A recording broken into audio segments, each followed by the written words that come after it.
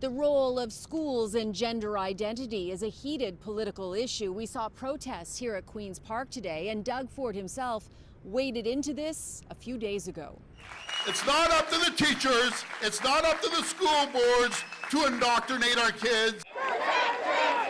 While protesters gathered today outside Queen's Park, interim Liberal leader John Fraser was inside the building, addressing those comments. He knows better. Those are words that some people are using outside today. They sound more like the governor of Florida than a premier of Ontario. The premier made those controversial comments at his Ford Fest rally close to 2 weeks ago. Perhaps he was emboldened by a recent National Angus Reid poll, which found the vast majority believe schools should inform parents if children wish to change their pronouns. The Toronto District School Board's policy, for example, is to inform parents only if a student has given consent.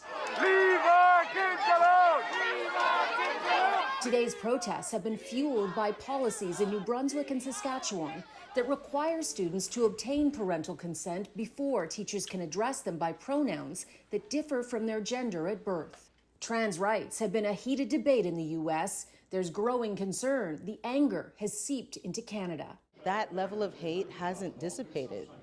It has risen. We know it has. Last June, 2 students and an instructor survived a stabbing at the University of Waterloo during a gender studies class. A former student has been charged in what police describe as a hate-motivated incident related to gender expression and identity. There's no room for hate in this inclusive city of ours. It affects 0.003% of the population. So I think providing context is important here. While the issue may only impact a small minority, it has sparked a much larger debate. People are preying on people's fears and insecurities at a time when our economy is really tough for some people, where people are worried about the future.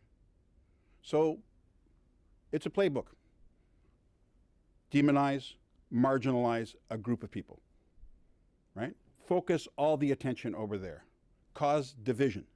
I asked Premier Doug Ford's office for a comment on this story. They declined, clearly not wanting to wade into it today, and told me to ask the Education Minister's office. They provided a statement that reads, in part, "Our government is firmly committed to the safety and well-being of all children in Ontario schools."